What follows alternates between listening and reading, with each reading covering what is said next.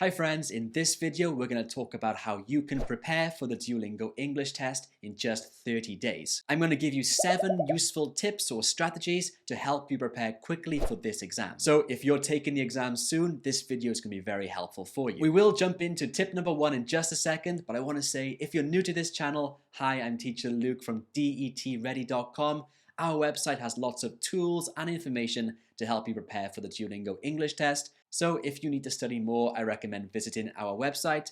There is a link below in the description. And tip number 1 then is to learn the structure of the test. So the first thing you should do if you only have 30 days to prepare for the exam is to learn the structure of the test, because the Duolingo English test is a bit different than the other exams like the TOEFL or IELTS. It's different in a few key ways. Firstly, it's a mixed skills test, so all of the questions are in one section. They are not separated by skills like on the IELTS and TOEFL. Next, there are 10 different question types on the test which are graded and 2 which are ungraded. And another key point you should know is that the Duolingo test is an adaptive test, which means that the questions are tailored to your level as you go through the test. So for example, if you keep doing well, then the questions will get harder and harder. So that's important to know. If you notice that your questions are getting more and more difficult, then maybe that's a good thing. Maybe you're doing well on the test. The next thing you should do if you only have 30 days is to learn some methods. Now, for some of the different questions on this exam, there's not really a method or a strategy you can use to improve your score, like on the vocabulary ones. You either know the answer or you don't, so the best thing to do is just to improve your English, or in this case, improve your vocabulary. But for some of the other questions, there is a method or a strategy you can use which can help you to do better on those questions. And if you only have 30 days to prepare, I recommend you practice these methods. Let me give you an example.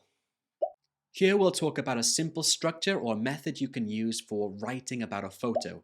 For this question type, you have 1 minute to describe the photo in at least 1 sentence. But I recommend you try to write more than 1 sentence. So here's a simple structure you can memorize. Sentence number 1, you give a general overview of the photograph. For example, this picture shows 2 young women holding hands in a green field. Sentence 2, you can talk about who is doing what or what is where. You can go into more detail here. The woman on the right is taking a photo with her camera and laughing loudly. And sentence 3, if you have enough time, you can speculate. Something like, they must be best friends. As you can see here, learning a method or a structure for answering this type of question will be greatly beneficial on the exam, because you'll know how to structure your answer even before you've seen the photograph. Then you can concentrate solely on what is in the photo. Practice every day. So the point here is that you want to be able to apply the methods I've just taught you into your answers easily and quickly. When you take the test, you don't want to be using a method for the first time. Instead, you want to have already done it hundreds of times so you know how to do it exactly. This will save you valuable minutes when you take the exam. So how can you practice? Well, there are 2 ways. On the Duolingo English test, you can take an official practice test, which gives you a score at the end. That's great. Another way to practice is to use the practice platform I've made on my website. Here you can practice all of the different question types lots and lots of times, and you can check your answers immediately. I think this is probably one of the best ways to prepare for this exam. There is a free and a paid version. You can find a link to it below in the description. Tip number 4 is to understand the scoring criteria. So this tip is really important for the speaking and writing questions, so the production subscore. If you want to get a good score in production, I highly recommend you look at this scoring criteria. So let's take a look together. So this is the scoring criteria for the speaking and writing questions, like I mentioned. The first 2 are all about grammar. Point 3 and 4 are about your vocabulary. Point 5 is about task relevance, so the quality of your answer. 6 is your fluency in writing and speaking, and number 7 is about your pronunciation. This of course is only for the speaking questions. So understanding the criteria here is really important, because now you know what you need to do to get a good score. Let's take a look at those first 2 points again, the ones about grammar. It's talking about grammatical accuracy, so how correct is your grammar, and the grammatical complexity. Do you use a range of simple and complex sentences? So you're watching this video in English, so I can assume that your English is pretty good, so your simple sentences are probably great. But I see a lot of students making mistakes or completely avoiding complex sentences. But if you want to get a good score, you need to use them well. So let me show you some quick examples here. So what is a complex sentence? Well, a complex sentence is basically linking two ideas or two simple sentences together. When making a complex sentence, you want to use one of these subordinating conjunctions. That's a fancy word for these words here on the screen. Basically, they link ideas together. So, for example, let's say you have these two ideas. Many students like playing sports. Other students prefer making art. Now, these are two simple sentences, but you want to make them complex. So you would use one of these subordinating conjunctions. These two simple ideas show a contrast, and these subordinating conjunctions are used to show contrast. We need to use one of these subordinating clauses to link these ideas together. Although many students like playing sports, other students prefer making art. The subordinating conjunction is although, and it shows a contrast between my two ideas. Notice here I did use a comma.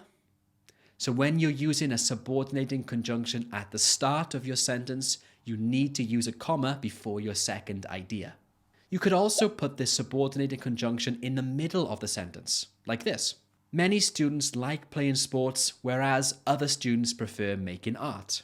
If you put this subordinating conjunction in the middle of the sentence, you do not need to use a comma.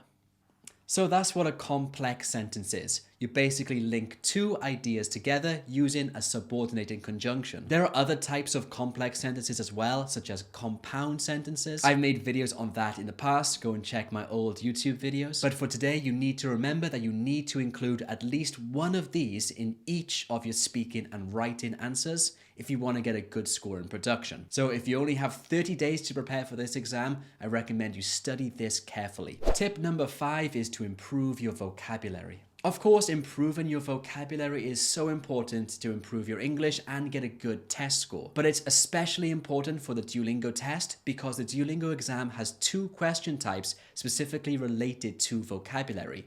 We have the read and select, and then the listen and select. These question types test your vocabulary directly, which is unlike the other exams like the IELTS and TOEFL. So for the Duolingo English test, you need to learn new vocabulary, you need to learn how they are spelt and how they are pronounced. Of course, learning the pronunciation will help you with the listen and select question. So how can you learn new words easily? Well, unfortunately, there's not really a simple solution to this. Reading is probably the best way, and taking notes of any new word you see. After you've written it down in your notepad, go on to an online dictionary and listen to how it's pronounced. That will help you improve your listening and your speaking. Another way is to test yourself by using word lists. The Oxford Learner's Dictionary has lots of word lists you can use at different levels to test yourself. So just go through each one and see how many you know at each level. Again, this can be found at oxfordlearnersdictionaries.com. It's a fantastic resource to improve your vocabulary. Next tip is to improve your typing speed. Now on the Duolingo English test, you do have to type quite quickly for the writing questions. For the describe a photo one, you only have 1 minute to write at least one sentence, but you should at least write 2 in my opinion. And then in the other writing question, you have to write at least 50 words in 5 minutes. But again, you should try to write more. So if you're quite slow at typing, then this could hurt your potential to get a good score because you can't write enough. A great website I use a lot to improve my typing speed is called 10fastfingers.com. On this website, you can improve your typing speed by competing with yourself or against others by typing out all of the words that they give you. It's a fun way to improve your typing speed. And the last tip is to know the score you need to get. Not every university or institution want the same score, so it's important to know what score you're aiming for before you take the exam. You can find this by going to the Duolingo test website. When you go to the Duolingo test website, click on Institutions, Who accepts the test, and here you can type the name of your university. For example, if you want to go to Warwick University in the United Kingdom, click on the link, and then you can see the requirements you need to get into this university.